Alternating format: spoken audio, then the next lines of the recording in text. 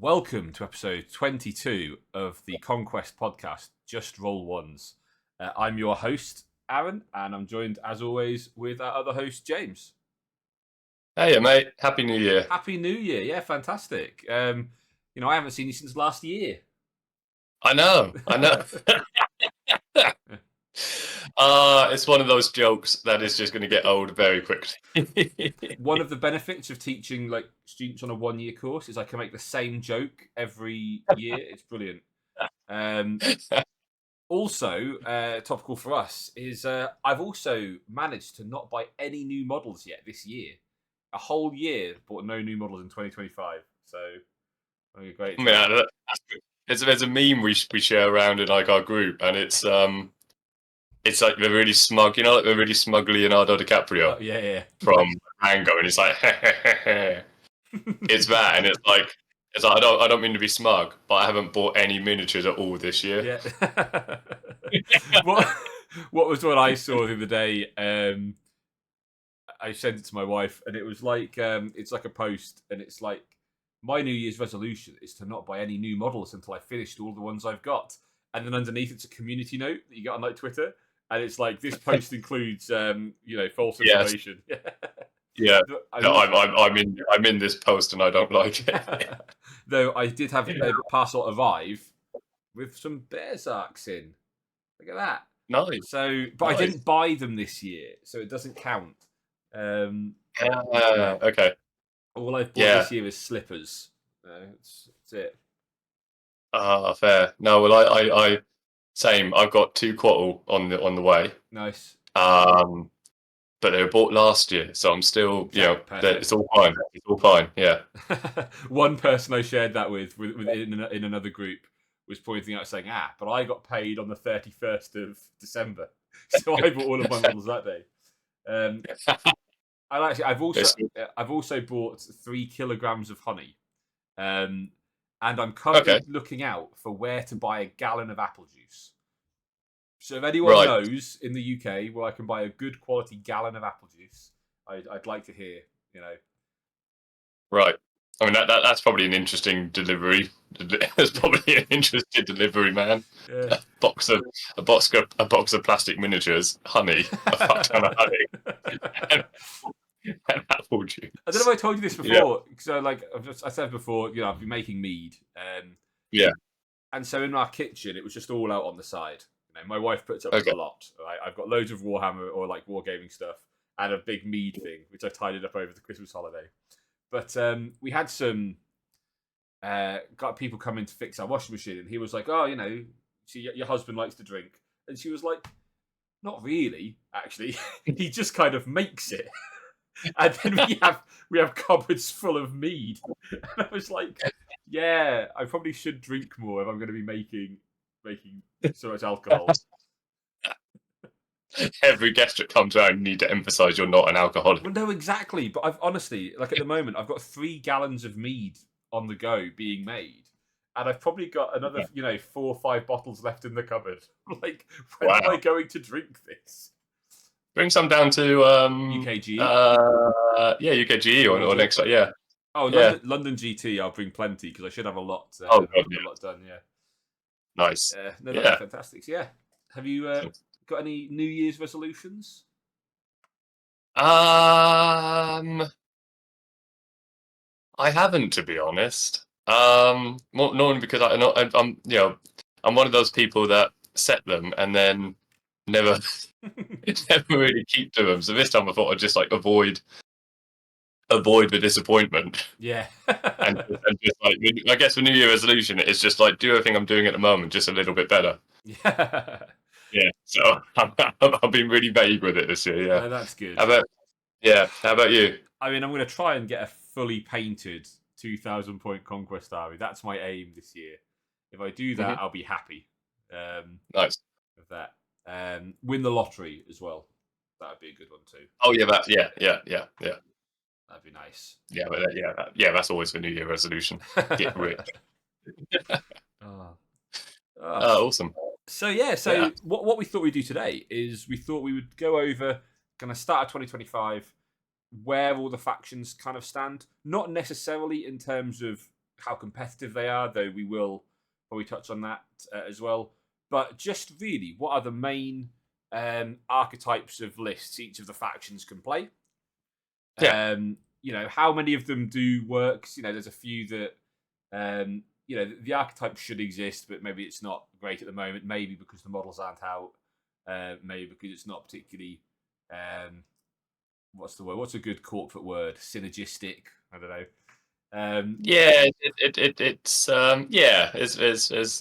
There's not a lot of, there's not too much synergy. No, There's it's not dynamic. It's not dynamic enough. Yeah, but really, yeah, we're gonna kind of talk through. And if you're interested in a faction, starting a new faction in 2025, then you can have a look at kind of how each of those different factions play. And I think another thing that's worth saying is, the nature of kind of having a living rule set is that if there's a sub faction you like the sound of and you think you like the way it will play, even if it's not great at the moment, in the next coming month, year or so, there'll be changes to the rules, and so it might pick up. So really, if you're interested in starting a new faction or getting new people in, or just want to know kind of what your faction can do, I think this would be a fantastic episode for you to listen to. And of course, as worth saying, is me and James are objectively right with what we say. We're objectively correct with our assessments of these arguments. Absolutely. We were never wrong in 2024. We're not going to be wrong in 2025. Not once. I'm never wrong. No, bring it on. I don't know about you. Like, I know for certain things, there's like when people are like, oh, this isn't financial advice. I'm like, that is like, I guess, a legal requirement for them to do, even though it's kind of dumb because it is financial advice. If it wasn't, you wouldn't have to tell people that. No, and I'm saying all this as I keep quiet, but I've already lost my first game of Conquest in 2025. Fantastic! I'm unbeaten this year.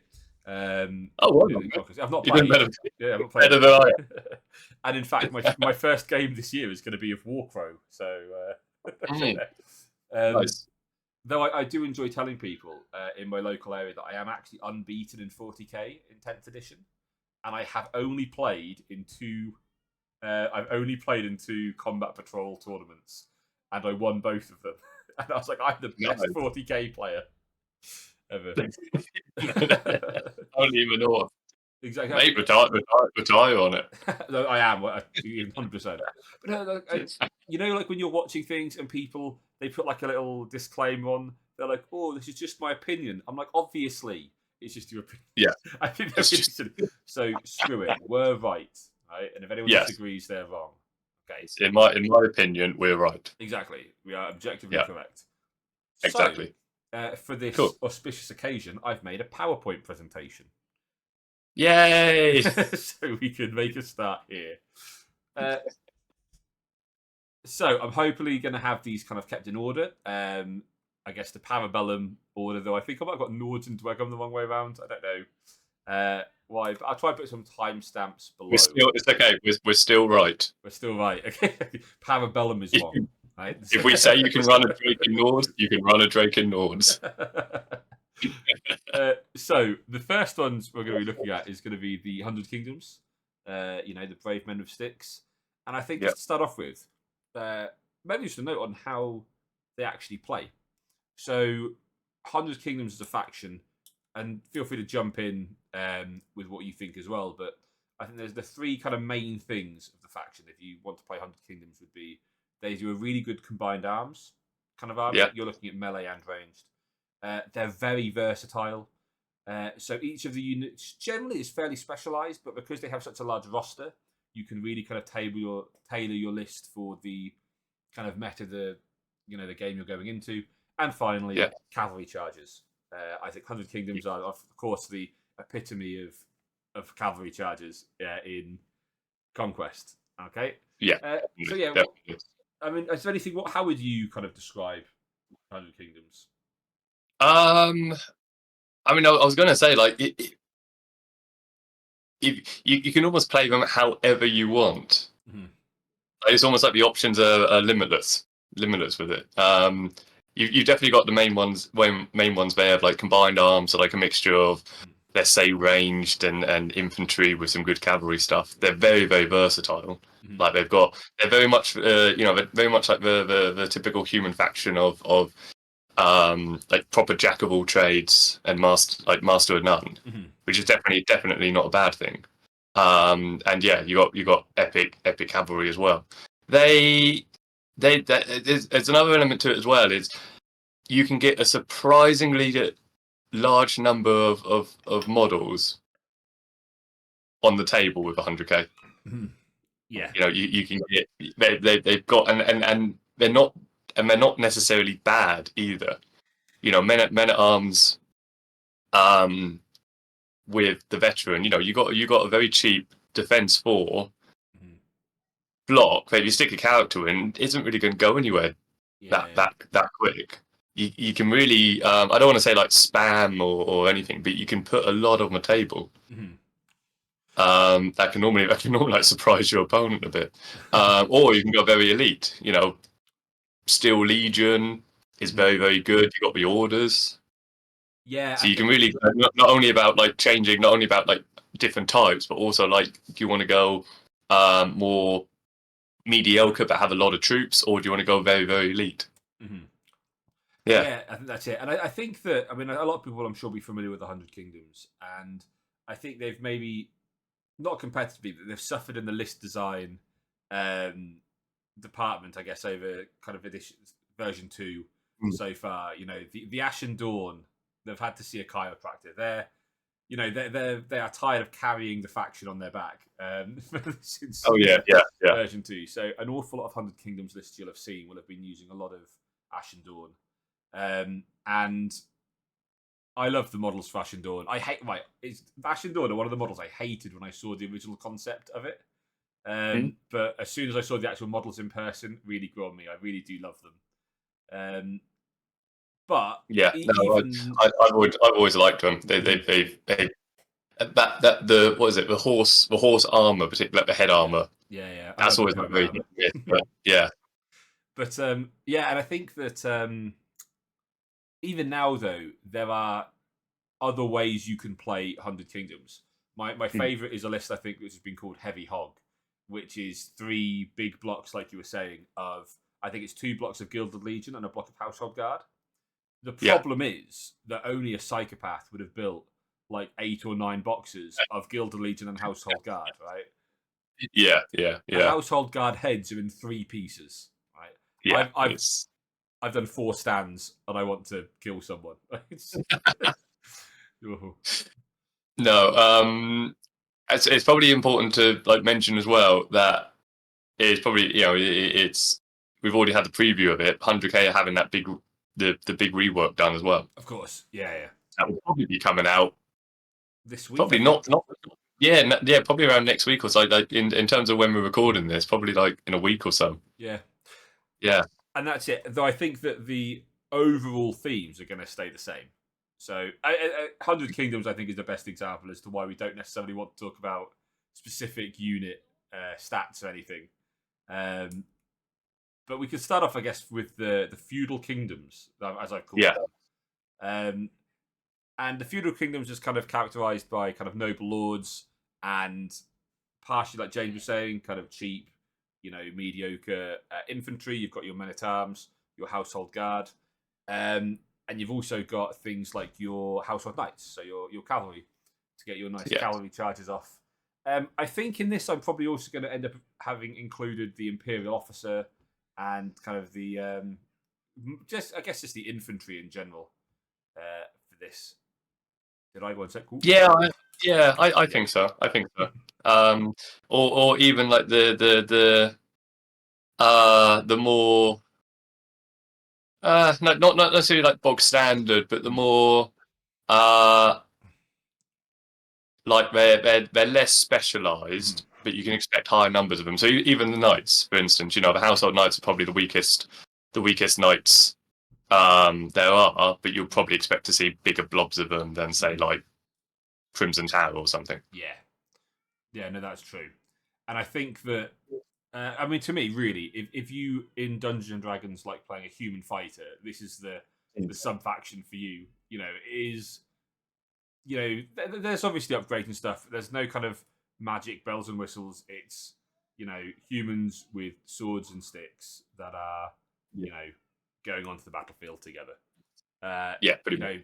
Big blocks of infantry with spears, big cavalry charges, and that's just really how they play. The way I would think this faction would play is you can have your kind of big blocks of infantry, kind of being defensive, holding line, holding your characters, and then you're going to have some cavalry charges thrown in as well. Yeah. Also, like with the combined arms element, you've also got kind of your mercenary crossbowmen, your longbowmen, hunter cadre. So you've also got all your kind of ranged units as well to support. So Yeah. And 100k shooting isn't anything to isn't anything to underestimate or snob at or anything. Exactly. Again, it's not the best shooting in the game, but mercenary crossbowmen are what, 100 points, 105? Yeah, 105 or something. Yeah, so and that's still a decent range. I think it's like 16 off the top of my head. Yeah. AP1, so it's still decent. Exactly. Yeah. So I think that's it. If you like medieval history and what you want is kind of a more traditional kind of rank and file faction, I think Feudal Kingdom and 100 Kingdom, entirely for you. Yes, I really like them. They're probably they're currently my favourite 100 Kingdoms theme, but I don't think they'll stay there past next week. And the next one, which I think we're probably all very familiar with, is the Orders. So the Orders, we've got things like you mentioned the Crimson Tower, the Ashen Dawn. These are your like really, really elite troops. So they're going to be really elite. You're going to have a very small kind of footprint, a very small stack, but equally being very kind of defensive and strong. Yes. Yeah, particularly Ashen Dawn. Mm-hmm. Have you got the Sealed Temple there as well? I've not got a picture. I've got an errand to the Order of the Shield there. Cool. But yeah, the Sealed Temple as well, fantastic too. Yeah. You're not gonna see large numbers of these guys, but if you work them in unison, you don't need much else. It's definitely going like the ultimate elite for the 100 kingdoms. Mm-hmm. Which is they're not going to be as elite as say other factions that specialize in it. Like I think if you put them up, if you put a bunch of Crimson Tower up against a bunch of Dwagom elite, I think the Dwagom's still going to win. I'm not including Ashen Dawn in that because they're almost just their separate tier at the moment. But yeah, they're very, very good. They're rare to. I mean, they're not only very elite; they're all basically available under one character at the moment. Yes, I say at the moment.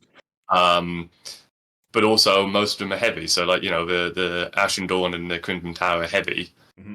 So, yes, they are elite, and you could go for a full army of them. But you are also like limiting yourself.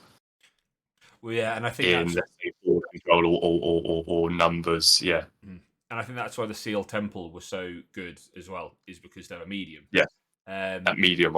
Yeah. Now you're right. The Seal Temple are more of kind of your light. I say light. They're still defense 3 with a shield, which in this army is light. They're not defense 4 with blessed, but we're looking kind of here like. Everything's going to be more or less defense 4. Everything's going to be resolve 4. Everything is really tough. The Ashen Dawn have blessed. And like you're saying, I mean, I think the most popular list I saw for 100 Kingdoms was 4 units of Seal Temple and 4 units of Ashen Dawn. It was really good. It's a really strong list. The Seal Temple probably they might hold up for a little bit against kind of your more elite Dwagom stuff. I mean, if the Crimson Tower get the charge though, I think again, a lot of this Crimson Tower is a shock cavalry, isn't it? But yeah, yes. Even with this kind of really elite faction, everything is kind of specialized into what it does. So your Ashen Dawn are very tanky. Your Crimson Tower, your shock cavalry, your Seal Temple are kind of your flanking fluid harassers. And then coming out in the future, we're also going to have Order of the Sword and Order of St. Lazarus, who are kind of your more infantry-sided options. Yeah, exactly. To be honest, I forgot about Order of the Sword and Order of Lazarus. So used to just seeing the Order cavalry. I forgot that there's actually some infantry coming out. Yeah. Yeah, and that's obviously going to give a that's obviously going to be able to give a different dynamic because you could probably have more of an anvil, more of like an anvil unit when those infantry guys come out. Yeah, or just play Ashen Dawn, or just play a bunch of Ashen Dawn. Yeah. And then finally, which is going to be more interesting, I think, next week when the update accrues and the Archangel, etc., releases eventually, is the Theist armies. Yeah. And so these are kind of your religious zealots. If you played War Machine, like Protectorate of Menoth, kind of paladin-y units that you're going to be playing. So you're starting off kind of with your Theist priest, who's kind of your offensive magic dude. You've got your Sicarii, who are your kind of lightly armored, medium infantry, and you've kind of got a lot. We've got a lot coming out for this faction next week. So these guys are going to get like a huge update. They're getting the first 100 Kingdoms monsters being added to them. But if you like playing kind of like a cleric or something in Dungeons & Dragons, you want to have like, slightly less powerful units that you're going to buff up with, divine intervention, then I think this is the faction that you'll enjoy. Yeah, absolutely. I don't. There's more I want to add, but I can't remember what was given out properly in the preview, and I don't want to start saying too much in case this comes out before the army rules out properly. So I guess who do you think would enjoy this faction? Like, how do you think they will play? Because I don't think the actual play style has changed. No, I think this is going to be more. I think this is going to be more of an army for people who enjoy the lore side of it, particularly because this is very going down a very like lore. Like to me, this is a very themey part of the army that's going to be coming out properly. They've really expanded on the church, what the church offers, how it interacts with the rest of the army, the rest of like the 100 Kingdom players, and I think it's gonna it's gonna appeal to someone who's into the lore, but also probably into like religious history. So crusades and the power that the church in like modern history, like in our real history, has had. Yeah. Or also Dark Souls. Or arseholes, I could work as well. Oh, sorry. I said Dark Souls. Oh, Dark Souls. I thought you said arseholes. Oh, that's a Freudian or Dark Souls. Yeah, I mean, the Archangel has definitely got like that Dark Souls vibe. Yeah, definitely. I think it's really cool. Yeah, definitely. Yeah. I've never actually played Dark Souls. Well, you should start with Elden Ring. Very good game. Very beginner friendly in terms, But and as we said at the start, as we're objectively correct, the Archangel is a really cool model, and everyone should like it. Yeah, I don't know. I'm a big Archangel fan. That's fair. It's it's growing on me. At the moment, to me, it's still another giant. It's just like yeah. But it is cool. So I'm keen to see it. I'm keen to see it in the flesh. Definitely, I think so too. Yeah. Cool. So that's kind of 100 Kingdoms. So I guess just to round that out, like, what type of player do you think would enjoy playing 100 Kingdoms as a whole? And we'll maybe do this at the start of the next one. I mean, as someone who I was having a discussion with someone yesterday. They're not simple. They're like more straightforward compared to a lot of the other armies. They don't have like weird weird mechanics like chanting or tokens or anything like that, or dark pools. They're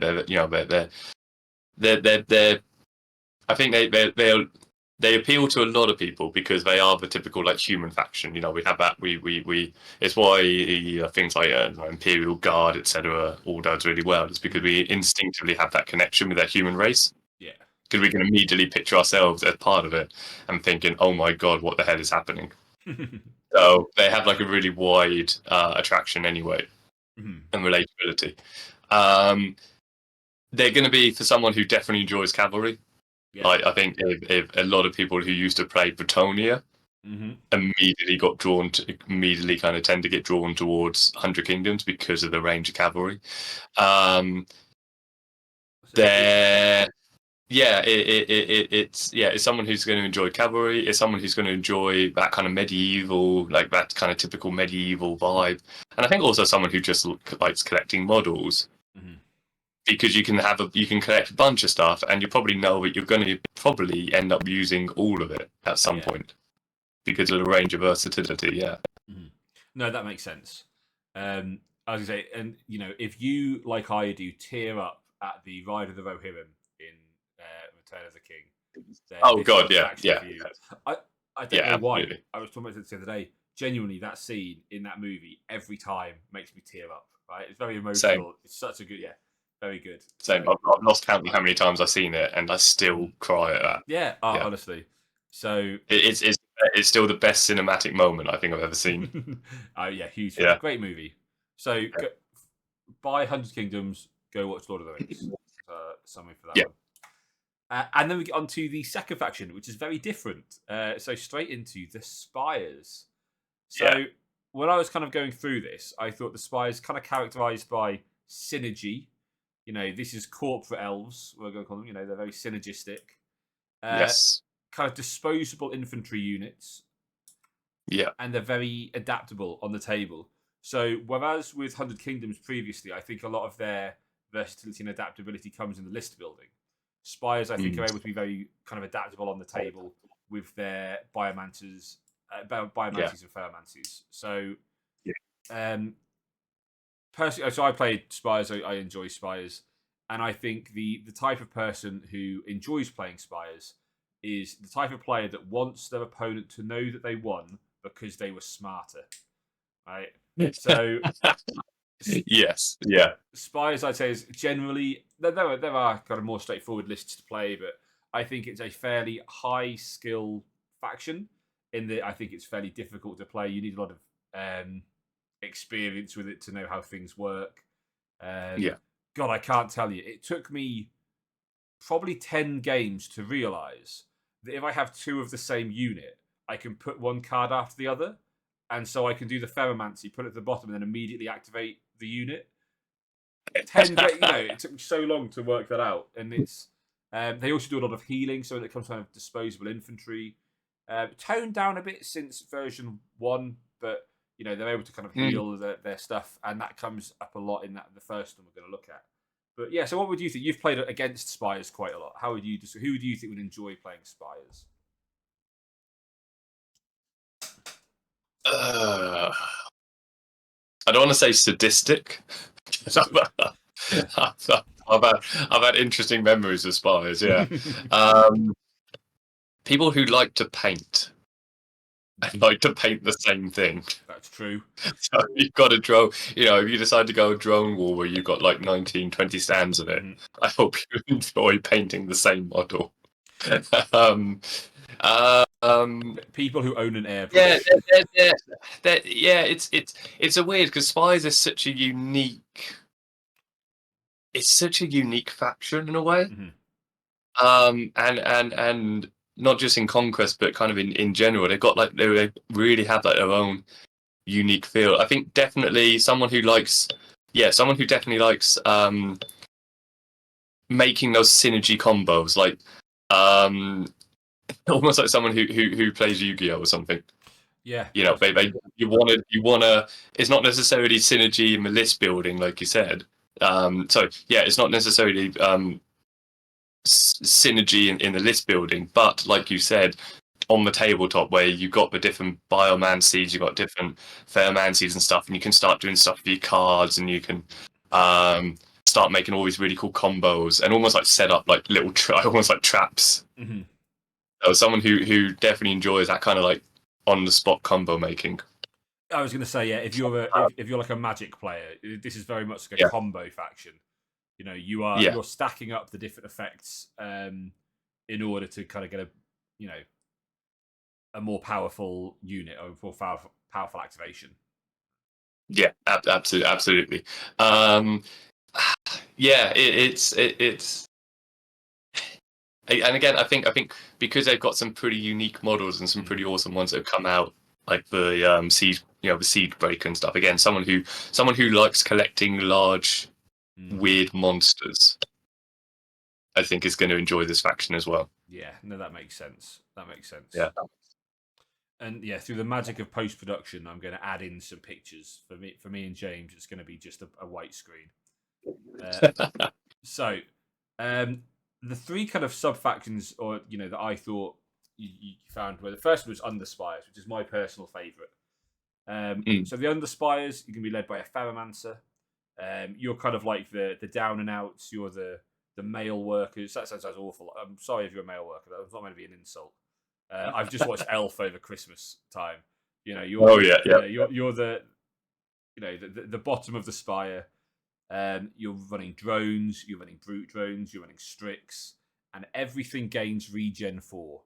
So if you want like a really resilient list, then I think in Spies this is the way you're going to go. You're probably going to run a big drone block that's going to heal up. You're going to run, your brute drones are going to be, there's nothing more demoralizing for your opponent than when they kill a stand of Strix and the next turn you get a stand of Strix back. That is absolutely miserable for your opponent, but it's great for you. Strix are amazing. Yeah. You're almost like the mad. You're almost like the mad scientist of the Spies. Exactly. Yeah. This is where you're running your kind of mass infantry, your disposable, your kind of disposable units, even like your brute drones. Everything's running up. It's taking damage and it's healing it back. Yes. And if you like that kind of play style, this is a really fun army to play. I really enjoy it. And of course, like with everything else, like you can mix and match. There is overlap between each of these factions, so you're going to have some elements of the other kind of sub factions in here. But that's what I would say. Underspies is very resilient, hard to move. That's it. Yeah. Yeah, definitely. I think this is like the type that I've played against the most. And yeah, this is this is typical. This is a typical kind of drone wall type that you're really focusing on, which is like that big, unkillable blob that if it takes a bunch of wounds, you're not going to worry about, and also you don't even care about killing your own guys to get like some boost up their their like clash or their attacks or anything. And yeah, they're going to take a bunch of decay, but you've got so many of them, you're not really like they are just fodder. You are literally just throwing fodder at the enemy. No, exactly. And yeah, it's a really fun kind of way to play. I'm a big fan of the Underspies. The next one, quite similar to when you said kind of mad scientist, I would say is the directorate. This is a bit of a weird one actually, because it kind of links two parts of the faction. You've got the biomancers, which are like your middle managers. That's your middle manager of the drones. So that's your biomancer, kind of a step up from the ferromancer.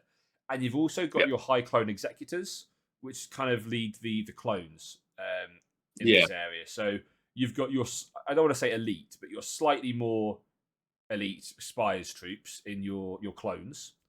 And then you've also got your biomancer, who can take all the drones, not in the same kind of way that the ferromancer does, but they also have access to a lot of the gross desolation stuff. So when the desolation beast comes out, I think that's going to be a big And I'm really excited to see what the model looks like. So yeah, you know, you've got your desolation drones, your desolation beasts, and all of that kind of stuff. So it's kind of like upgraded drones, and also your more elite kind of clones in this section. Yeah, it's always been a bit of yeah, they've almost been like kind of opposing sides, like opposing ends. But like you said, yeah, it's not necessarily elite. I normally class it as like kind of a more professional. Oh, that's true. Yeah. Like the clones are being bred, and they've actually got some training. They're not just like being pumped out, and they're only going to literally live for a couple of weeks anyway. These guys are designed to kind of stick around for a bit. Yeah, this is like your graduate scheme Spies. Yeah. It's a cool way of running, and of course with this version you normally get like some of your good ranged element as well. So you get your marksman clones, and I think the what they call the desolation drones. Desolation drones are in here too. Yeah. Yeah. And so this is where you start with some of that ranged element. Yeah, Vanguard clone infiltrators too. Of past notoriety.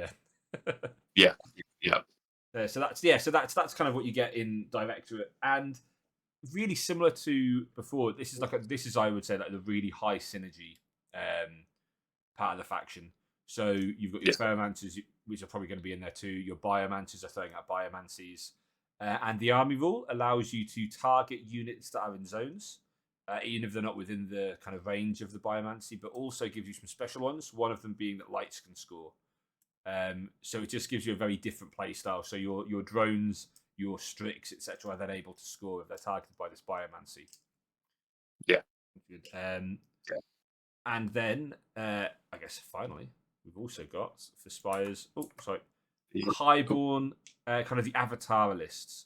And so this is like the elite version. This is your like, executive suite of the Spies faction.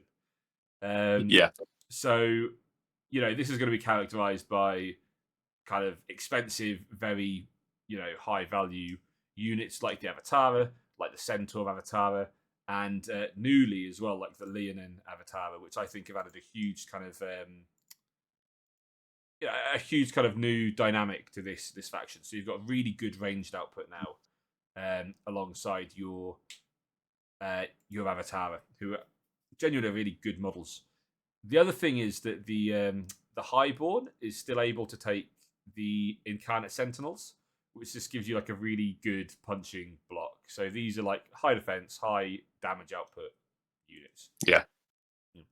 Absolutely. These have probably got the personally my favorite models of the faction, which is the lineage Prideborn and the Leonin Avatara. To me this is the one that gives the most speed as well. I know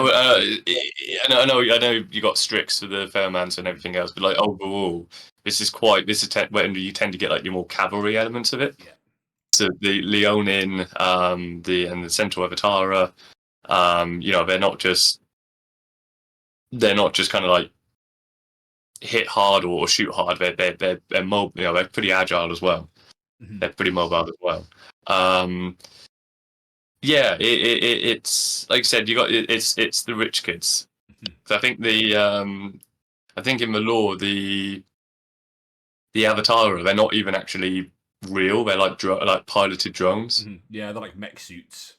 So they're not even like, they haven't even got people in them or anything. So they are literally just rich kids sending their toys to war. I think this one, the Highborn, takes not more skill, but I think more consideration in what you do with them. Because you don't have necessarily, if you're trying to go more Highborn, you don't necessarily have the same like funky mechanics. If you're not taking like a Biomancer or Fairmancer with them. Yeah, you need to be. I think your positioning needs to be really good with these, because, like you said, you have less units, so you don't want to waste them. Yeah, No, but yeah, you don't want to waste them, and but they're definitely they've still got the combos. Mhm. They're not necessarily they're more like the traditional combos. Like the Avatar are really good at shooting, Mhm. and they're going to like pin down the enemy, and then you're going to charge them, and you're going to charge them with the Centaur Avatar. Yeah, yeah, Basically, exactly. Yeah, yeah, no, that's it. It's I'd say it's maybe a bit more of a traditional way you'd play kind of a rank and file game, but you're also probably going to be taking a Biomancer with them too. oh, very very So likely, yeah, yeah, very, it's like we said before. There's a lot of crossover within Spies, and but yeah, I think this is your like if you played like 40k and you liked the Wraith Eldar, which I did, then this is the faction, the kind of sub faction that you'll really enjoy. yeah, absolutely, absolutely. So I mean, I do have a like a list that I'll probably never ever do anything, but it is just like Prideborn. mhm, I think it's like a couple of Prideborns with just Avatara. nice. No, Nice. I'm always just tempted to see how that plays out. It's No, that'd be probably really cool. absolutely rubbish. Yeah. So I still I don't want to break my by not buying any models this year yet, but I'm really tempted to pick up before it disappears the Spies 5th anniversary box. These guys have like the Oh best, yeah. well, one of the best boxes, I think. Yeah. For this, yeah, really good. Lots of Avatar, big fan. Yeah. Absolutely. Fantastic. So yeah, so that was Spires. If you like kind of synergy, you like kind of combos, I think this Spires is the faction you'll really enjoy playing. If you want to be smarter than your opponent, play Spires. Pretty much. I mean, I always say I am not smart enough to play Spires. I just can't get my head around them during the game. you play. Every time I play against somebody who plays Spires, I end up just saying to them, "Yep, just do your thing. You do you. Just do your thing, and tell me when you're done." Yeah, of course you're volley 5, whatever. No, yeah, yeah, of course. Re-rolling, brilliant. Yeah. Oh, they've all come back again, of course. They're fantastic. Fine, fine. Yeah, So the next faction is Nords.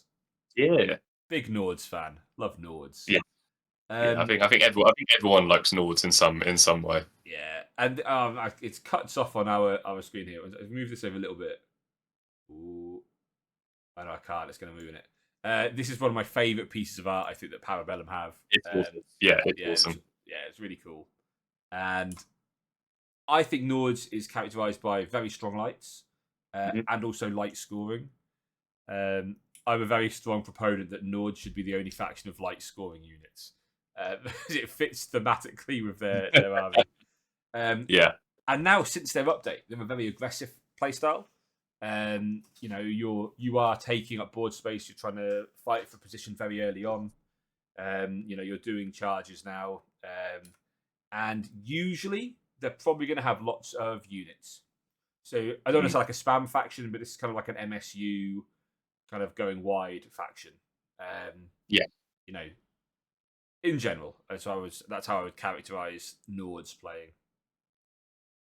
yes, yeah. I agree. It's yeah. They've. I mean, they've probably currently undergone probably the biggest well, one of the biggest changes of how they play. Mm-hmm.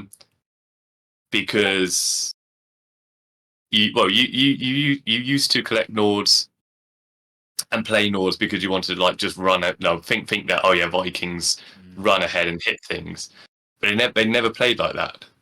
I remember like what was it like a couple of years ago where all you had were like bow chosen. Yeah, It was like a very much stand back and shoot them kind of army. The recent changes that they've had, the recent update is very much you're getting so many bonuses by charging. You get if something's in combat already, you get a bonus to your charge. If it's on an objective, you get a bonus to your charge. It's all about kind of really getting into the face of the other player. And I agree with you. I think one of their unique things is about that early game strength. They don't necessarily have the high defense or the attrition to stick around long, So it is about that early game advantage, catching the opponent off guard, and yeah, having like lights. Yeah, I wouldn't be against Lords being the only faction where lights could score. I mean, yeah. If you enjoy playing an army, if you enjoy playing in events and you want to be able to finish early for lunch, Nords is a solid choice for your faction. You're going to win or lose early on. Absolutely, absolutely. Yeah, and they're just fun to play, and they've got some epically cool models as well. Yeah, and I think that kind of summarizes it through kind of how Nords is going to play. You were spot on there as well. So Nords used to play like a Wood Elves faction where you'd be really cagey and you'd be like trying to position really well and you'd be using a lot of ranged units. Whereas now, you're spot on. They are now a more aggressive faction. And as someone who hated raiders for the longest time, I've got to, I've got to back on that because I'm currently 3 boxes into building my 7 boxes of raiders. Nice. And I've now got 2 boxes of Berserks. I know I held these up earlier, but these are such a cool unit. Look at the guy; he's got a skull head. Brilliant. Yeah, you got to love the Berserks. And I think we're going to really quickly. The first kind of I've completely forgot the word. Archetype. The first type of archetype I think we have is boring mortal humans. And I'm going to say this because I'm going to be consistent because I've always thought the humans were the boring part of Nords, but since the update, they're really, really fun to play. And so this is like I would say now, if you wanted to play like a really aggressive, like aggro faction, lots of light scoring, the Berserks I just mentioned get a free charge, so you're going to be moving, you're going to be charging. It's just like a very high threat faction. And this is kind of, I really like that about them. I really like them as a bit more of an aggro faction. Yeah, 100%. They've always, like, I'm probably being really boring in saying this, Ben, but they've always been like my favourite form of the Nords. The mythological side and stuff, that's all awesome, but it's always been like the idea of just having like those proper the grand Viking army like coming along. They've always kind of appealed to me, and yeah, like I said, they're probably, because of the raiders, because of how many models you can get, and the way they interact like terrain and stuff at the moment.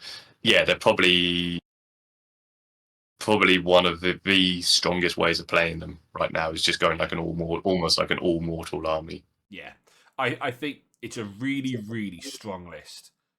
Yeah, but I will say, and I'm sure some people will disagree with me, but they would be wrong, as we said. It's not as much of a negative play experience as I think other strong lists are, because you are going to be killing your opponent's stuff. So even if your opponent, the Nords player, is winning the match, you're still at least going to be killing their units, and that's fun. Like, there's nothing worse than losing a game because you just can't kill anything. No, exactly. I mean, we were talking about, if we're talking about raiders, we're talking about defense 1, evasion 1, something like that. Yeah. Yeah, maybe evasion 2 with like, is it the Volva? The Volva, yeah. I mean, there'll probably be evasion 2. There'll at least evasion 2 in mine, but yeah, but that's it. Yeah. So they do stick around longer than I think you expect them to, but you're going to kill stuff, and that's fun in the game. It's fun to kill things. Yeah, exactly. And if somebody's gone like a big MSU one to try and get on the objectives, if you're playing a mission where there is points for killing regiments, chances are, yes, they've got points for being on the objective, but then you've also got a point because you killed the regiment so easily. Yeah. So that's kind of those. Yeah, and I think again, cool models. I really like the new. I think it's Steel Chosen now. I can't remember which one we kept. Is it Steel Chosen? That always annoys me because I keep forgetting, and it annoys me. So I'm gonna look them up quickly. You keep talking. Also, it's definitely Steel Chosen. We've also got the Pig Pack, which are like the coolest models. And I love pigs, but they will bring us on to the next, which is the Half Bloods. And this is kind of the faction that James mentioned before, where you've got the more mythological side. You've got ogres, you've got werewolves, all called various different copyrightable things. You've got like beast pack, stalkers, like trolls. This is your more brute heavy faction. You're gonna have your beast pack, which are like fast and they hit hard. You're gonna have your werewolves, which I was told roundly we were wrong about in the our light tier list, despite the fact I've still never played against them. I've been told they're very, very good. I don't mind them. They hit hard. I mean, well, the thing is, they're kind of like anything Nords. They do hit hard. Mm. They don't necessarily stick around that long. No, that's it. Yeah, but but in this faction, you've then got your trolls. So for half-bloods, you've kind of got your more tanky units in trolls, which are they're only defense 2, but they're regeneration 6, and you've also got your Uga, who again are 5 wounds. Like James was saying, that you don't really have the high defense, kind of high staying power units in this. I guess we could have mentioned them in the previous ones. You have got Valkyries, who kind of go up to defense 4. So in Half Bloods, a lot of it's very much lower defense, high wounds, and things like trolls and Uga. I think at the moment, unfortunately, this is the weakest side of Nords. If this is what you're into playing, but it's still very fun to play with your beast packs, etc. Bow chosen. I think so. I think if you're going kind of half bloods, you're not necessarily going soul half bloods. Mm-hmm. They're going to feature alongside something else. So you could do like an all mortal Nord army, and it will probably be quite strong. Half bloods is normally they're there to complement some other aspect of the army. Yeah, I mean, I definitely think you could throw in like a Vargir Lord with a couple of units of werewolves or Fenrir Beast back and be happy. Yeah, and you got a nice you got some extra light. You got some extra light offensive that is very fast as well. Yeah, and that would actually complement your scoring Nords very well.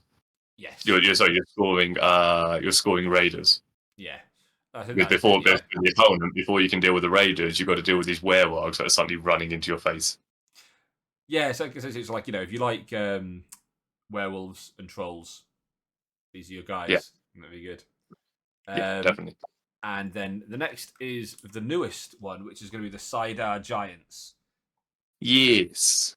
Not as good as their brothers in City States. Just because Nords don't currently have a medium giant.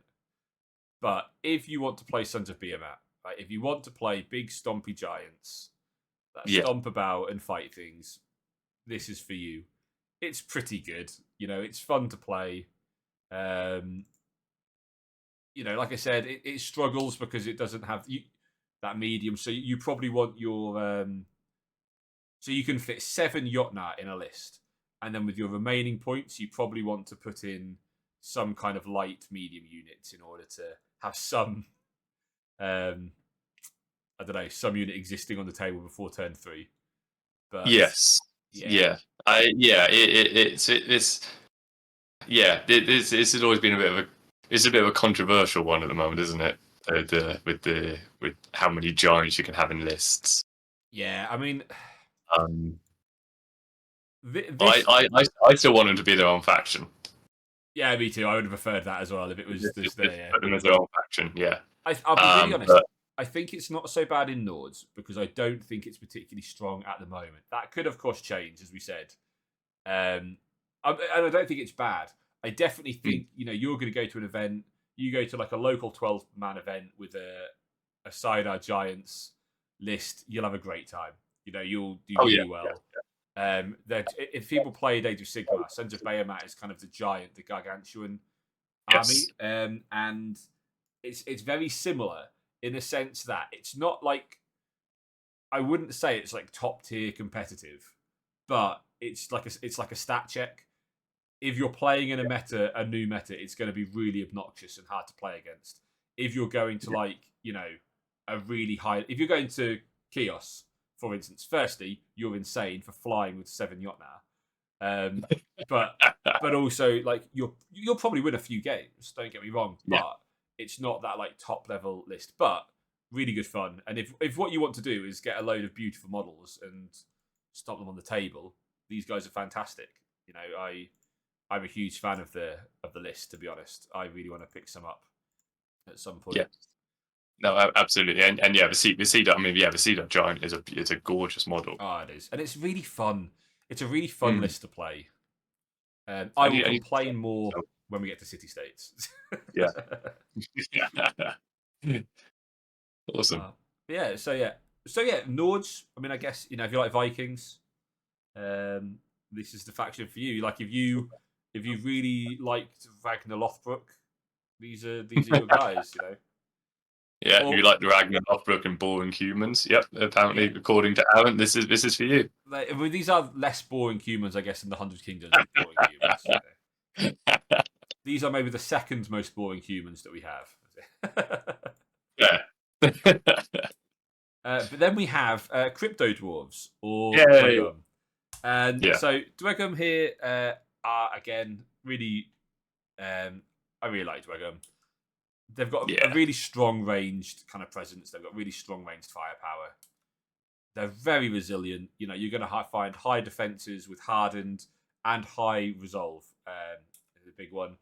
And I would say that these are probably, in theme, more elite than other factions would be. So you're going to have less cards. Your things are hopefully going to die slower. That, I think, is the general idea of Dwegum. And so I was just going to say, who do you think would, what do you think about Dwegum? What's your thoughts on them? I'm first of all going to say they're not bloody dwarves. Everyone said, "Oh, it's a dwarf faction." It's like, no, they're not dwarves. They committed dwarf genocide. They are dwarves. Look, if I killed all of the humans, I would still be a human, right?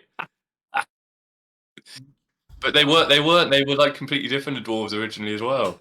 No, they're all the same thing, right? They are dwarves. They live in mountains, right? I'm sure they got the dwarf. They got the general dwarf archetype, yeah, but they're not dwarves. They've got beards. Let's move on. Yeah, they're you pretty much hit it on the head. They're really tough. I'd say they're still probably the most. I would still say they're probably they're geared toward being if not one of the most elite factions in the game still. Nothing they have is necessarily bad either. I mean, their light unit is still a defense 3 or defense 2 with the shield. Yeah, they're tough. You're not gonna have a game with Dwegum, and you're not gonna go into it thinking I'm gonna kill stuff really easily and really quickly. Yeah, exactly. Yeah. And like you said, the firepower is still very strong. I think it's a shame because I really love playing Dwegum, but in the way of like Thanes and Dragon Slayers, and like the typical like want to run up and hit you with some axes and big blades. Mm-hmm. But their real strength is in that firepower, which I think we're going to come on to pretty quickly. Yeah, I mean, look, the first one I'm going to call the Drake Castle. So in your typical dwarf fashion, we've got your Dwegum fashion, you're going to have kind of a really strong front line of resilient troops. Usually, in fact, always, because it's the Drake Castle, it's played in the Tempered Creed. So you're going to have probably something like Fireforged or even Ballista, like you mentioned, being light. In the front, able to take hits. Fireforged, I think, end up being defense 4 with their shield. So, really high resilience defensive units kind of fronting your castle. And then behind them, you're going to have some Hellbringer Drakes, which are going to shoot out at things. And that's generally, I think, the game plan for the Tempered Creed at the moment. I think so. And just to add as well, I mean, this is like, remembering that everything is also 5 wounds at least. Mm-hmm. Yeah, no, that's so true. It's not really, humans are 4 wounds. Even the ballast, even the ballast for the Dwegum, they're 5 wounds. Mm-hmm. which is what is it? It's an extra 20. Was it 25% wound threshold? Yeah, so and Yeah. it's like Yeah.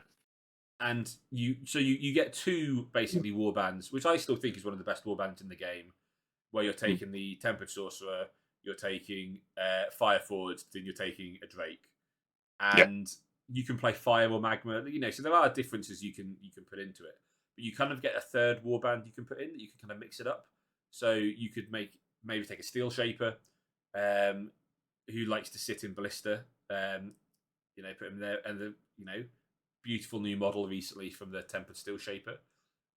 My favourite is the Hold Ray, and you can put in a block of Initiates and just have that really solid defense 4, resolve 5 with the Ray. The thing there, I think that works really well. Or you can play the Ardent and play some light scoring berserkers. So there is variety here, but the main, I guess, core of the list is a really solid front line, and you're going to play compact. You're going to kind of walk up. You're probably not going to score early. You're playing the long game on this. Yeah. If you're new to wargaming or you're new to Conquest, and you're just looking for like a really straightforward faction to learn the game with and do well with, then I would say this is probably the best list to play. Yeah, I'd say this or 100k. Yeah, definitely. Do you have any thoughts on Drake Castles? They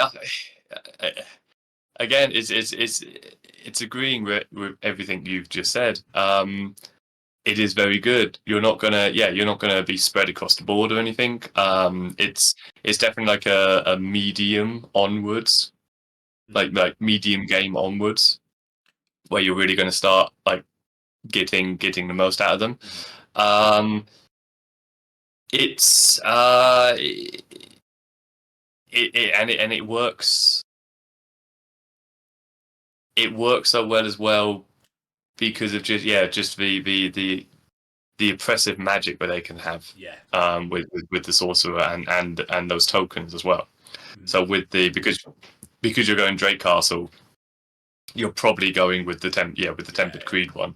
So which means that what you're also having of it is the ability of the tokens, which just it just helps them stick around longer, because if you've been casting a bunch of magic, which you probably have, by the time the opponent is in combat with you and hitting your staff, you've probably now got quite a few tokens that you can just start ignoring. You can just start ignoring like defense rolls or you can use them automatically to pass defense rolls and resolve and everything else. Yeah, well, exactly. Yeah, the tokens are really strong. And like I mentioned before, you play the Steel Shaper as your warlord in this. So if you're taking that Steel Shaper warband, you're also going to be healing stuff up. So really strong. Yeah, it's really strong. It's been like that for a while.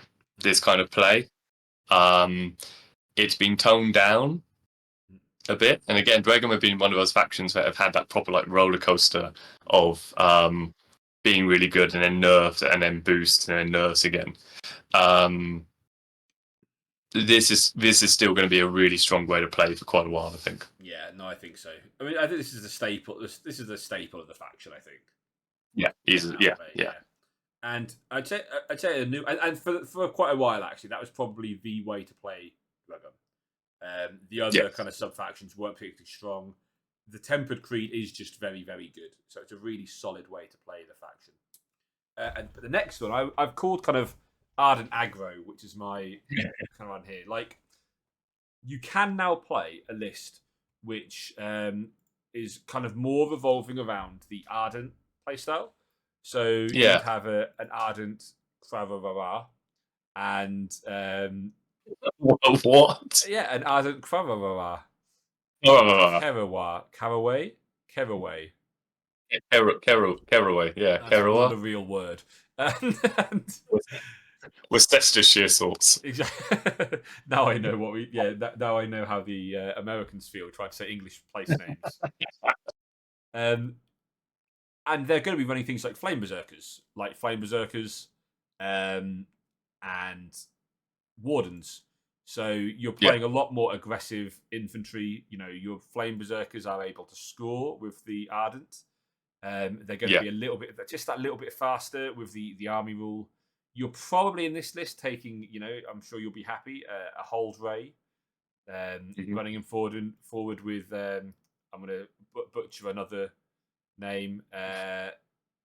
Where is it? Dragoband. Oh, Drakewood. Yeah, that thing with cleave 3. And this is kind of your your berserker list. You know, you're running forward, playing the aggressive game. With angry dwarves. Yeah. This is where I used to when I had Dwagom. This is where I normally used to play them. Was just run them up. The Ardent I've always loved. The model's really cool, and it was when he had the spell. It was when like the spell Dismay was really good, and it was just like, I'm going to cast it, and now you're broken. Yes, that really fun like 1-2 thing of like being able to break, and then like next turn hit them with a really like big blob of dragon slayers or something, so they're broken already, and then you just have to like shatter them. Oh man, and they're do you remember when dragon slayers were 8 wounds a stand? That was great. Oh god, that was tough. That's really what triggered the whole. We're going to do everything. We're going to do all the stats by stand rather than a model. Yeah, they were because one wound dragon slayers, they weren't brilliant, but then 2 wound dragon slayers, so 8 wounds a stand. That was just It was the best time. That's when I played Dragon. I loved that. Fantastic. Oh yeah, I remember. Yeah. Oh, to be fair, I played before they got 8 wounds, but I played that time. Yeah, that's really been their only like high day. I think their glory day. Yeah, I really want to see Dragon Slayers like get some love, get some boom, because they're awesome models. Their lore is amazing. Yeah, I think it's tough. They're a movement 5 heavy that doesn't have Vanguard. Yeah, and that's tough. And like Fiend Hunter is a good rule, but every monster seems to keep getting evasion, so it's like, you know, less. Yeah, I mean, they cleave 3. I mean, it used to be cleave 4. Yes, yeah. So they've gone down cleave. Like one of the big things about them was dropping their defense, because they used to be defense 4. Mm-hmm. Dropping that down to 3 really makes an impact. Yeah. I think, really makes an impact. So like I said, this is, to me, this is the more fun way to play Dragon. I think so too. I'd agree. Yeah. To me, this is the way. This is what Dragon were meant to do. But they're not necessarily going to win tournaments that way. No, I mean, I think it's. I think this can be the stronger version of the 2 lists. It's just much harder to play, as opposed. Yeah, no, it is. Yeah, you can't just sit back and shoot people. You actually, it's exactly. You got to run up and get in their face. Yeah. And then. Yay! Your favourite faction. Yay! So Woodrune. How did I characterise Woodrune? Sexy orcs riding dinosaurs. That's their main. Absolutely. That's basically what you're getting into, and that really if you're excited by that, then this is the faction for you, and it doesn't matter what we say for the next however many minutes to talk about them. That's the only point on there. Exactly. There's nothing else. Yeah. Moving on to city states. It's like whenever I like try and advertise them to people at conventions, I'm like talking about, the city states like based on Hellenistic Greece, and you've got like the typical medieval human faction of 100 Kingdoms, and then whenever I just say June, I just say, it's sexy orcs on dinosaurs. Yeah. And they're sold. I mean, but you see them, they're immediately sold. They're like, okay, I'm into that. And so I think they've got kind of strong individual units.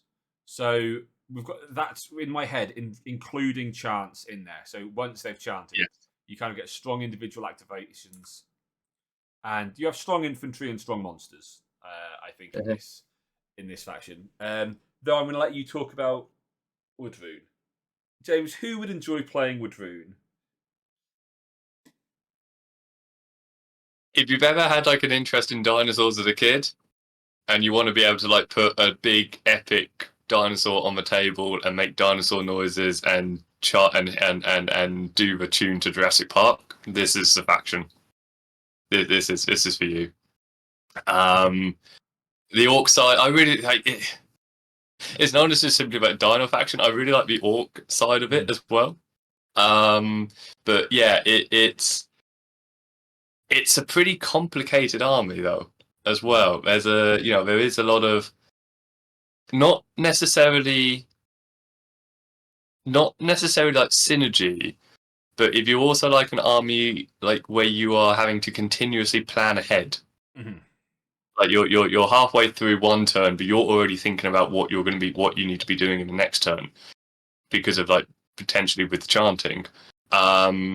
This is a good faction. Mm-hmm. Nothing in the faction is necessarily bad. They've probably got only a little bit better survivability than the Nords in terms of like their defense and everything. But yeah, also they've got some of in my opinion, I'm obviously biased with this, but in my opinion, they've got some of the best models in the game as well, like the Apex, and the Tontor, and the Quattle. And if Mike is listening or watching this, yes, I'm including the Quattle, mate. Yeah. I like the Quattle. Yeah, so, pardon? I like the Quattle. Yeah, I do. Yeah, one of our guys, he's not a fan. He's not a fan of it. A couple of our guys aren't a fan of him. As we covered at the start, they're obviously wrong. Oh yeah, absolutely. It's kind of funny because one of the chats, he was just like, "Yeah, I really don't like the Quattle," and I just put like the awkward face of, "Yeah," and I've just ordered 2 of them. No, they were really fun. They're a really fun faction to play. They're really kind of unique, and yeah, if you've like played, if you used to play like lizard men in fantasy or like the Seraph on the AOS or anything like this, is like a really, the aesthetic is really going to appeal to you. Yeah, no, and also I really like how they've done the dinosaurs as well. Like they've, you see a lot of feathers in that picture. Mm-hmm. Like they haven't gone for like the typical just like scaly, cold-blooded look or anything.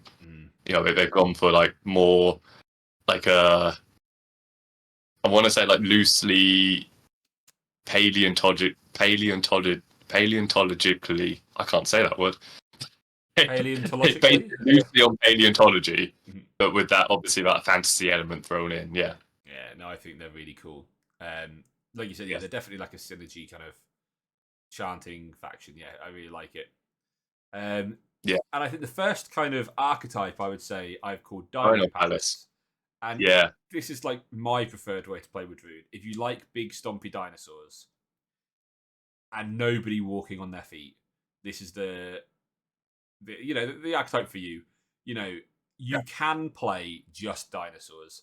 I think in my list I've got 2 Apexes, a Tontor, and like 9 Thunder Riders and 6 Raptors. Like it's all of the orcs are mounted on dinosaurs.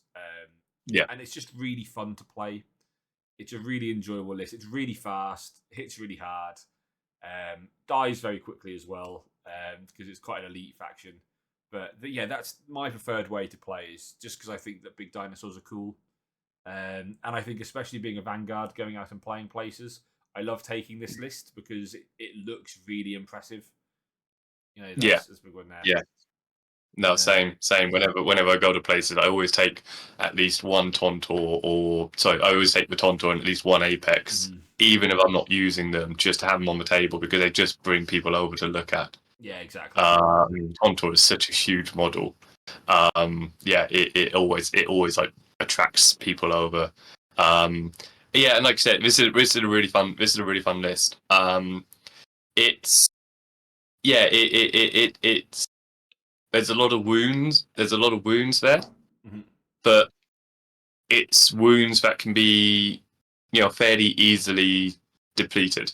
Yeah, and it's not, and it still requires quite a bit of strategy and thinking mind, because you can just run your raptors up and they might kill something, but they're gonna get taken down pretty easily as well. So it still requires that kind of like real fine kind of consideration in what you're doing. I felt quite bad in my last game. I had 1 unit of raptors kill 4 units. I was No. like, sorry. Yeah, all that happens. Yeah, all that happened. they wouldn't die. I couldn't roll less than a 2. It was sorry, I couldn't roll more than a 2. It was crazy. They just survived for ages. Yeah. Yeah, I mean, a defense 2 and evasion 2. So but there's a lot in the army that whether through chanting or some different buffs or whatnot, you don't really need to worry about cleave because there is a lot of evasion in the army. The defense isn't really high, so normally like quite often you've got like defense 2, evasion 2, which you're not going to be rolling. You're not going to be able to roll anything higher than a 2, but at the same time, you're never going to be needing to roll anything less than a 2 as well. So there's consistency in that. There's reassurance in that. And it's just a really fun way to play. And the recent update, but the big faction update that they've had as well, really kind of like really promotes this if you want to run with an all dino list, it really kind of now promotes it and makes it more enjoyable for you. You could always do it in the past if you wanted to, but it wasn't really like it felt a bit lackluster compared to what it can feel like now. Yeah, no, I'd agree. Yeah, I agree. The next one is going to be tribes, and I think I'll let you. What do you think about playing the infantry, the orcish infantry? Yeah, I actually really like this side. This is to be honest, this is absolutely just as enjoyable as playing like an all dino list. I really like the tribes aspect of the Wardrune in terms of their lore and also like how they play. I kind of like always have like an image of like the Pelennor fields from Lord of the Rings. Like you got all these orcs like running, but then you've got like a Tontor behind them, which is like the Murmurkill. Yeah, this is a fun way. This has, I would say, it can be just as speedy because chances are if you're doing tribes, you've got your chieftain as the warlord, so he's giving like your foot chieftain. So he's giving like everyone vanguard basically of their tribes. This is where you're really going to be like focusing on probably braves, probably veterans to some extent, and also slingers as well. You're going to see probably more ranged elements in this as well with those slingers, because slingers are still they're not as mental as they used to be. Like they're not like the fanatic 3-action kind of like ridiculousness, but they're still really very, very good. And their chanting bonus is awesome. It's a fun way. This is where you're gonna be able to put more models onto the table as well. So you're gonna have more stands. This is where you're gonna have like bigger blocks of stuff. And one of the lists I've got at the moment that I'm trying is a 6 stand of braves with a queen in it, and she's in death, and she's giving them like death's gaze. So it's like if they get the charge off, it's 30. It's like 20. It's like 28 or 30 impact hits, and then all the attacks afterwards. Yes. Yeah. It's so that's a pretty fun one.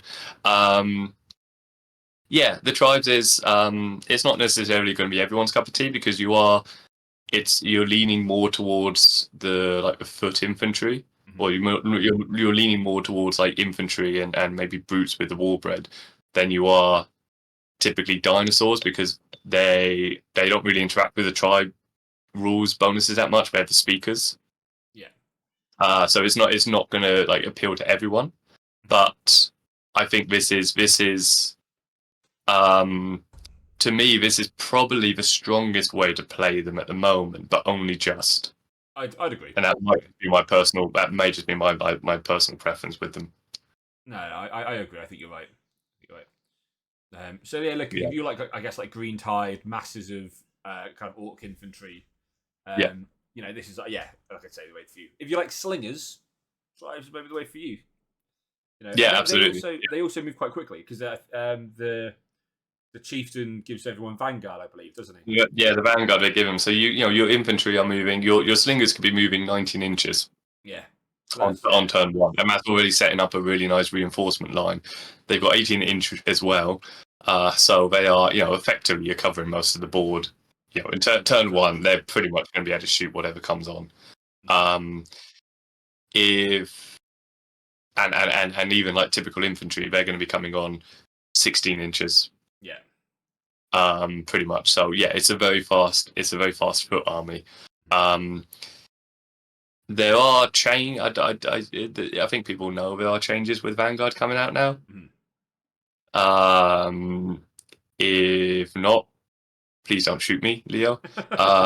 Vanguard, Vanguard is the rule. Vanguard is changing, so there'll be like a slight reduction in what they can do, but literally, but minimal. Like overall, very minimal. No, fantastic. Yeah. Good. And then the last one I kind of thought of was Chosen. It doesn't really exist at the moment because they're not out yet. And I would say I think that in the future this is going to be like your more elite Woodrune list. Your Chosen of War, your Chosen of Conquest, etc. It's very similar probably to the tribes list you just talked about, but more elite. Yeah, very much so. This is one that's definitely going to rely on more on the chanting and stuff as well. So yeah, at the moment we've only got two options, which is the Chosen of Conquest and the Chosen of Death. The Chosen of Conquest is still awesome, and they're still like very reliant on that triple action. Yeah. So they can be really speedy, and they're sick. They could be going up. What was it, like 6? It's like 20 inches, I think, 21 inches.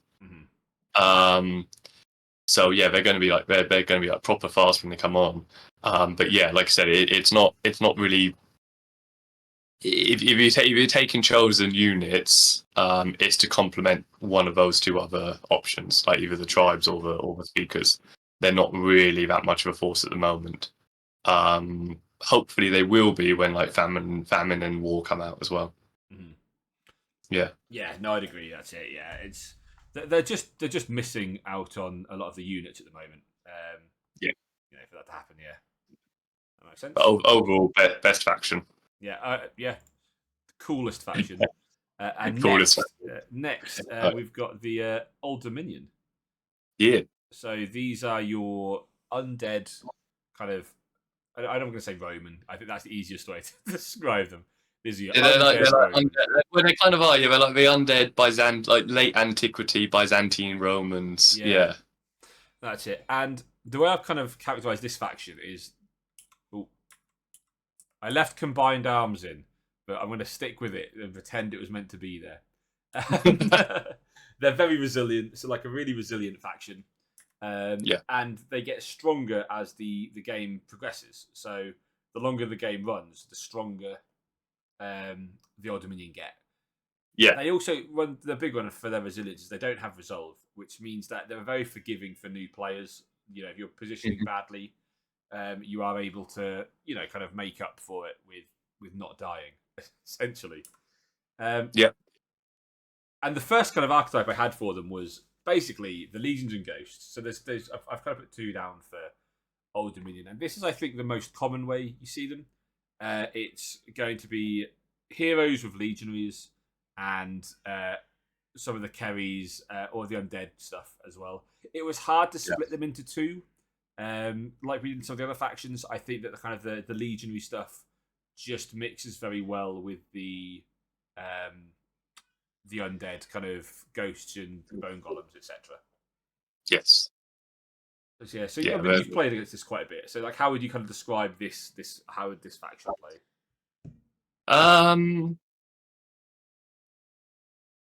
I'd say this is how do you describe it? It's probably what you more imagine with the Old Dominion. And like one of the main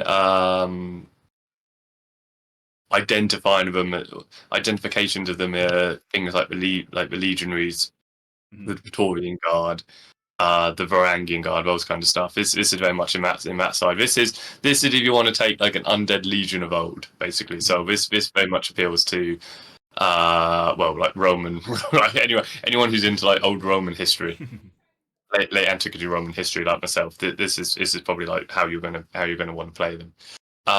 There's a lot of durability in it. Praetorian Guard, particularly, a really really good anvil unit. Nothing is taking resolve in it anyway. the ghost part, the Keres, and the what are they called? Sorry, the Moroi. Oh yeah, yeah. Yeah, really good agile units as well, and really the Keres is really one of the only 2 units offering any ranged ability. You've got the Centaur, Pomodromoi. Yeah, they're the archer. I think they're the archer ones, the ranged ones. Yeah. Yeah. I mean, you put combined arms at the beginning. You're saying it is a mistake, but actually, I think it is quite. If you're looking at like legions and ghosts, it is quite accurate to describe them as being like a combined arms. Yeah, well, Because there's lots of different things you can incorporate into this play. Mm-hmm. There's not like major one set. What you're probably going to see if you're playing this or if you're playing against it, what you'll probably see, which will be pretty staple, is a big blob of Praetorian Guard. Yeah, which will be defense 5, re-rolling 6s. Yeah, exactly, and maybe like some smaller units of legionaries, and some cataphractoi coming into it as well. I mean, yeah, it's a really solid way of playing. And like I said, but you it's a good one because you haven't got any. You've got potential of being fairly elite, but you've also got potential of like having some really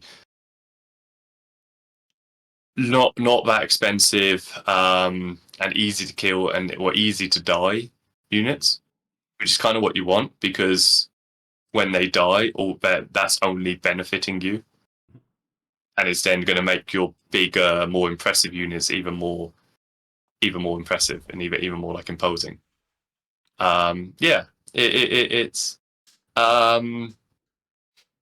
It's a solid, like I said, it's a solid way. It's if I was to play Old Dominion, this would be my preferred way, but that's because of just the theme and the aesthetic behind it. Mm-hmm. No, I'd agree. Yeah, it's kind of tough, resilient, and it's kind of just gonna. The idea is you're gonna grind your opponent out by just outlasting them. Pretty much, yeah. Fight, yeah. Again, I'd say a really good beginner-friendly place to start. Yes. Yeah. And beginner friendly if they're playing as well. Yes, yeah, very much so. Yeah. And the other is, to be honest, the lists play out very similarly, but I want to separate the Fallen Divinity list.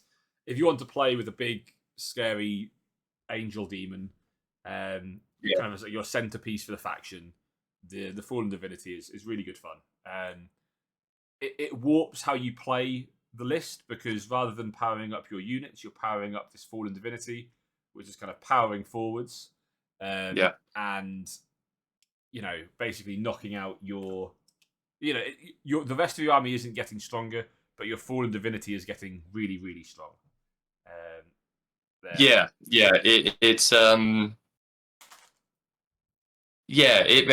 quite a bit of similarities. They're using different pools. I think now that you can swap between the two of them. Or when she dies, you can start putting stuff into the Dark Power. Into the Dark Power one. Something like that, yeah. You can start putting something into the other pool. That really helps. This is very much like you are. It always kind of used to be that the Fallen Divinity was literally like a one man army. Yeah. Everything you were doing was focused on boosting up the Fallen Divinity. That basically, if that just went forward at your opponent, it was just going to kill everything. Yes, well, exactly. And they weren't going to be able to deal with it. And it still does. So if you get your Fallen Divinity tier 3, it will not die, and it will just kill your opponent. Yeah, absolutely. It's very it's slow and it's not particularly durable when it first comes on.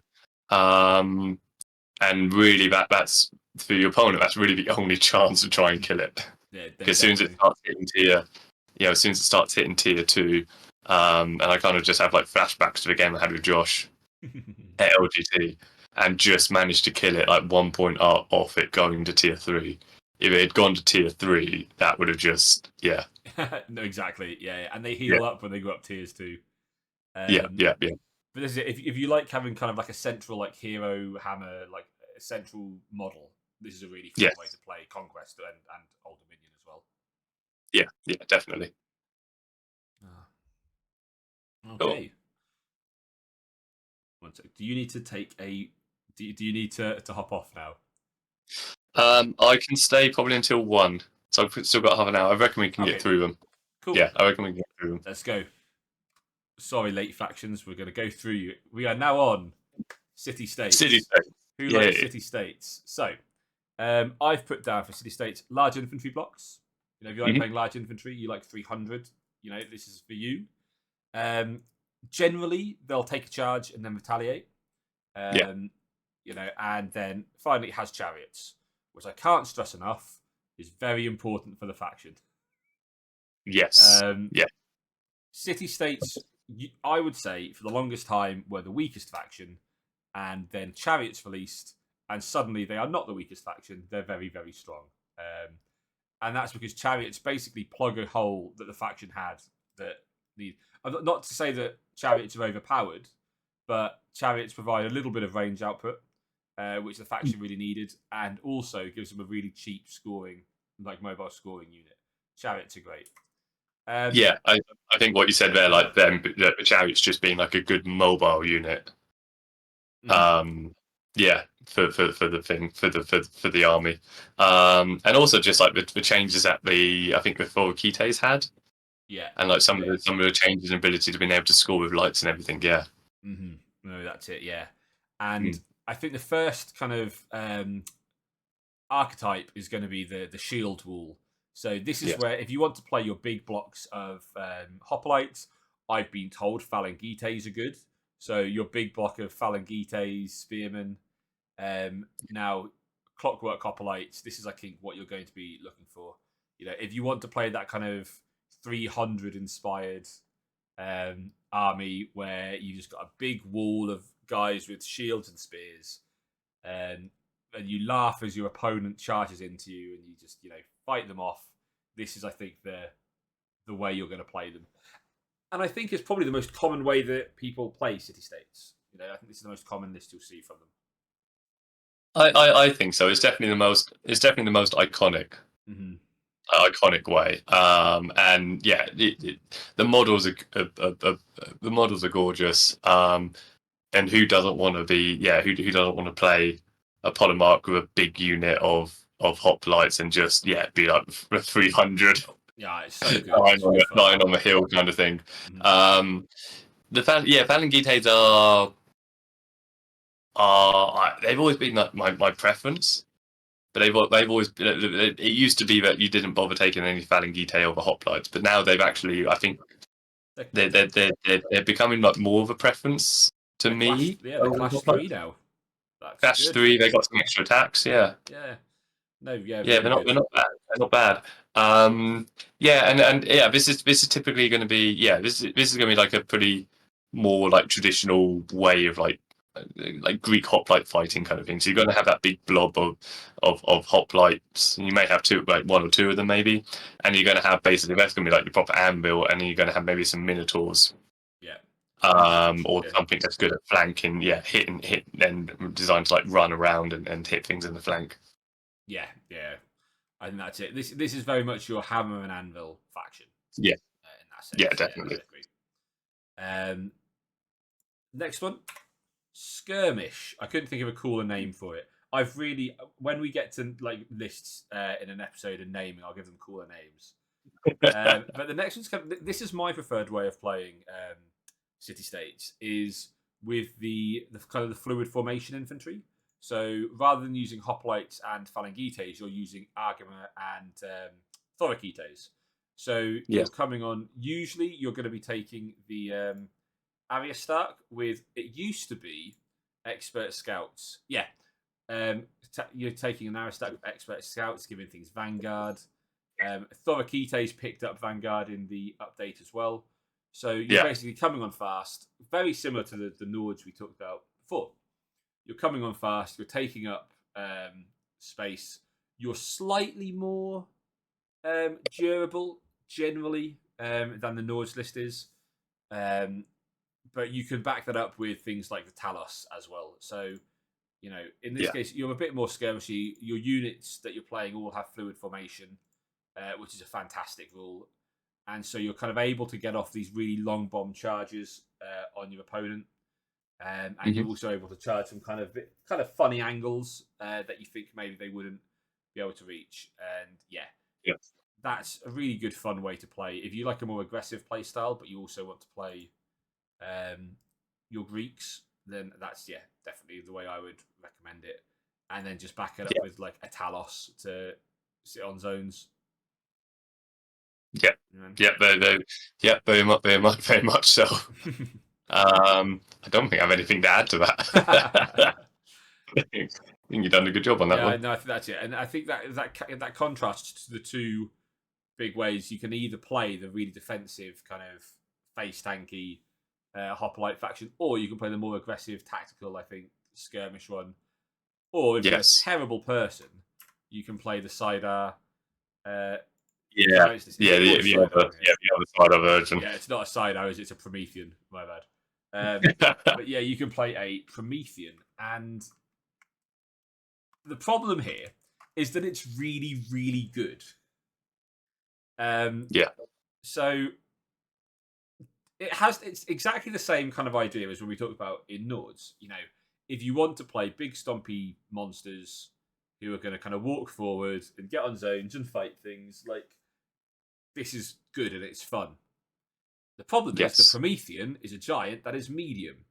So you're not waiting until turn 3 to be rolling for stuff to come on.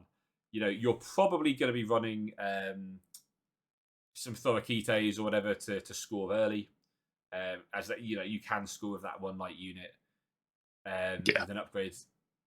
You're then going to be bringing on, well, at the moment, you've got, I don't know, within the list, probably 2 Prometheans and 2 Prometheans. They're both called Prometheans. 2 Oracles and 2 Prometheans, all being medium. That can just come on turn 2. Now, you probably won't roll all of them on, but it's just a much stronger list. You're then bringing on Talos, which are really hard to kill. So just in general, you're running 7 monsters. It's really stompy, and it's really, really good at the moment too.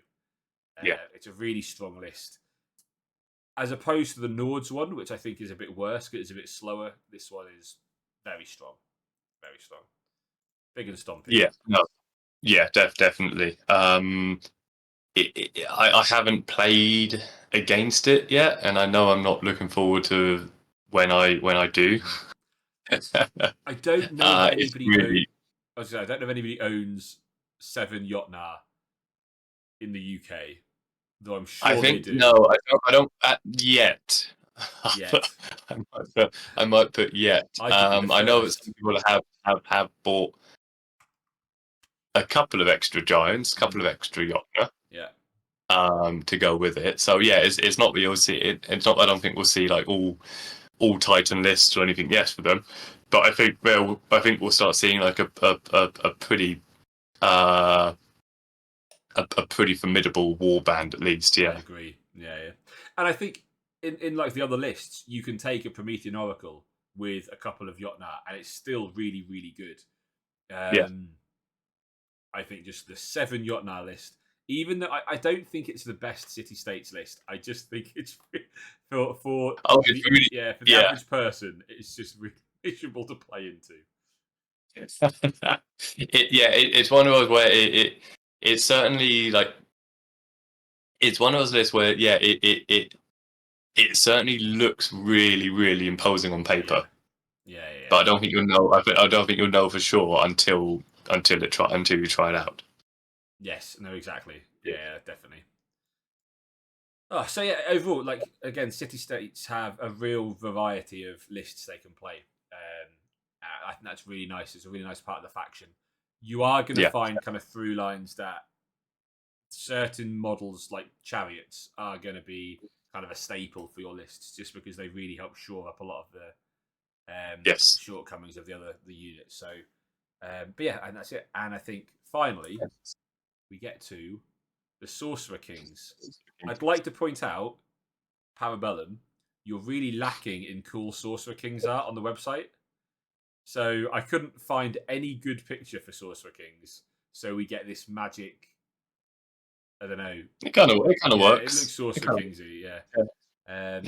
This is what the inside of an Efreet looks like, I guess. And so I think this is going to be a short one. So, but really quickly, I think Sorcerer Kings, they are the ultimate Johnny faction. I know we haven't covered that yet in an episode, but basically, like I said earlier with Spies, is you want your opponent to know that you're smarter than them. Like Sorcerer Kings, I think are the epitome of that, because they are a really high synergy faction, but also you need. It's not just your own units. You need to be targeting your opponent's units. Your positioning needs to be really strong. Yeah, you need to play a lot of stack a lot of effects on top of each other, to the point your opponent will be looking at you, being like, "I don't know what's happening. Like, why is that unit just charged like however long, 16 inches? You know." You're going to play lots of brutes. So if you like brutes, Sorcerer Kings maybe for you. And usually you're playing a high activation faction. So you're probably playing of lots of MSUs, usually of brutes. So like I said, in my LGT list, I had 6 units of brutes. I had Rakshasa. So like you're playing lots of kind of like a high activation, and you're firing a lot of magic at people. Yeah, I think I remember. I think when I played Chris at London as well, I think he had something like 9 or 10 mediums. Yes. So maybe like 11 or 12 of them. Yeah, it was. Yeah. Yeah, I ran the same, and the reason is that it's so important to get your characters on who are in medium units that you just need to run more mediums to get them on turn 2. Yes. One of the weaknesses of this faction is if you lose they're very, very character hero dependent. So if you lose your characters, you're going to end up you're going to have a bad time. One of my games, LGT, which I mentioned in the episode against the Old Dominion player that I lost. I think he would agree if we were talking about this. I was winning that game mainly because he'd lost. He'd failed like 8 charges or something ridiculous. Like it was very unfortunate on him. But I was kind of in that game until he managed to get off a charge and kill 2 of my characters. And at that point, I was like, I've lost. You know, I can't bring that back. So you're really, you're really kind of focused on those characters and getting those spells and those rituals off. And that's kind of how they play. Now, I think at the moment there's only one real kind of archetype that they're being played at. So the main archetype you're playing with Sorcerer Kings at the moment is with Flame of Free. So you're playing predominantly fire, and you're playing Jadoo. Jadoo's a really powerful artifact that actually reroll 6s to hit, which is really strong. And there are variants in it. You know, you can play kind of the archers, you can play the Rakshasa, or you can play the Mahut. You can maybe play double Rakshasa, but it's always going to generally be based around fire. Now, this might change when the Trinivata comes out, the wind monster, though I'm not sure it adds enough to make you not want to play fire at the moment. So I do think though, like I said, you are going to play the ugly elephant because the Mahut is really good in the faction. So essentially, what you're playing with Sorcerer Kings is if you want to play kind of your Jinn, your magic brutes, and you like firing spells off, and you like having synergies between different units, this is like the faction for you. You know, you're throwing off rituals, then you're triple activating things, and you're giving -1 defense, and you know you're firing off magic fireballs at people. It's really, really good fun. So like, I don't want people to think that Sorcerer Kings are a bad faction because you've only got one kind of list archetype, because it's a really fun list archetype to play. And like we said before, because it's a living rule set, you will hopefully see more in the future. Yeah, and I think it's again they're the newest faction so far. There's still things that need to be released for them, so they're still playing that catch up game. Yeah. As well, and there are hopefully some things on the horizon for them. That will offer some more variety. I mean, they certainly could do with some more, like, I want to say, like, mortal units. That hopefully will just help them not have really just this real singular way of playing. Because I know a couple of people, they don't necessarily want to play they don't necessarily like want to use Maharaja and stuff. They want to like try and use more like sorcerers as warlords or whatever, and it's just not it at the moment it just doesn't work. Yeah, The real strength in it at the moment is this very almost very specific way of playing them. I think that's it. Like, I think that I know we said at the start I wasn't necessarily considering balance or how strong things were, but I do just feel that air doesn't work very well at the moment. Yeah, and it's not this. No, sorry. I was just saying, it's not like a balance thing. It's not like all flames. Fire is the best one, but it's not that the fire school is the best. It's that wind doesn't really work. Like, the internal kind of synergies don't work like they do with the fire classes. Personally, one of the big one is that what's it called? The ritual, castigation. The best ritual is only in fire, and so the air rituals aren't particularly strong. The air elementals are fine, I guess, but they're not fantastic. You know, the monster will be pretty good, but yeah, it just doesn't work. And I didn't really want to include even models we know are coming out because we don't know the rules. So, for instance, we know from the document that was it the lightning elemental? Am I making that up? No, yeah, a lightning elemental. I think there is the Mahabharata Saint. Yes, yeah. So we might see more mortal stuff being used at the moment. At the moment, the big thing is that the main army rule with the elemental and the ritual tokens requires you to have an elemental. So it's going to be difficult to have a full immortals list because you're missing out on quite a big part of the faction. But yeah, overall, I think that they're really strong. Like, I would really recommend if people can like hop on TTS and try them out, or borrow them or play friends. Like, I really enjoy Sorcerer Kings. They're a really fun faction to play. Though I think from what I've said, you may realise I am a bit of a. I like playing the techie combo factions. I was always a combo player in Magic as well, so. Yeah. They're definitely, to me, they're definitely the faction you will need the most practice with. Oh, definitely, yeah. Except you are going to lose, like the if you're starting out with any of your factions, except that if you start with Sorcerer Kings, except that you're going to lose more games learning this faction than you will with the other ones. Yeah, no, definitely. Yeah. Oh, well, that brings us to the end of our PowerPoint. I was going to make a Faction 9 slide, but I didn't. Just, we don't know. We don't know. No. But there you go. So that's our run through of all the different factions. Yeah. Brilliant. Yeah. Again, I think we've tried not to talk too much about balance or anything else, but again, they're all fairly well balanced. As well. You're not gonna. It's not like you're gonna rock up to a tournament with any. You could rock up with anything and have fun with it. And still have a pretty what should still be a pretty close good game as well. Whether that's tournament or not. Yeah, I mean, on that, somebody was sending me a picture of a game that was being played in America by one of the people I'm in a Discord server with, and he was playing cultists and Hessassin. Oh yeah, It's like a really awful looking ultimate list, and I was like, "He better not win. He can't win." And he did. He won against the Jotnar list, and I was like, "This is ridiculous." Yeah, so I think what's that point? You could win with any faction you pick.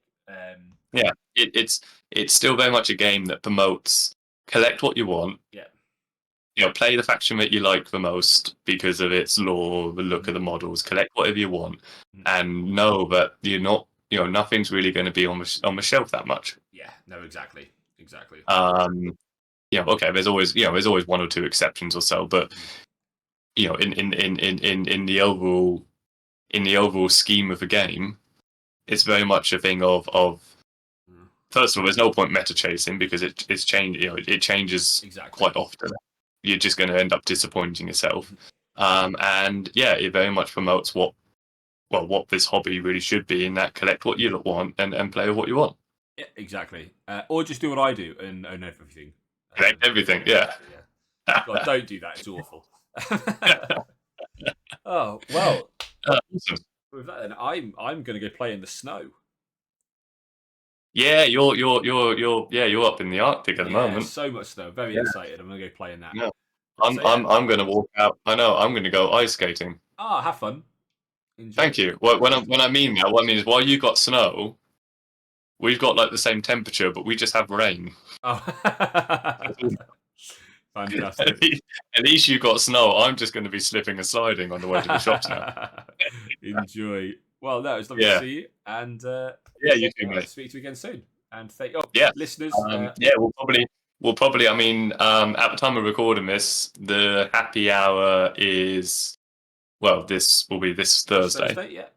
And I think they're going to be, they should be releasing Faction 9 stuff. So hopefully we'll have an episode looking at the Faction 9. Yeah, definitely. And I think the rules should be released on Thursday or Friday. I think what I saw on the Discord. So. Oh, really? What, for Faction 9? No, sorry, for 100 Kingdoms. Oh, sorry. Oh, 100 Kingdoms. Sorry. Yeah.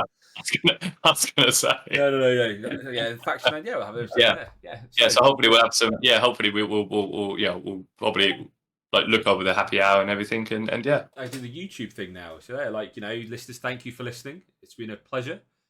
Please like and subscribe. It really helps, I've been told. And leave a comment below with what your favourite sub faction is. Yeah, absolutely.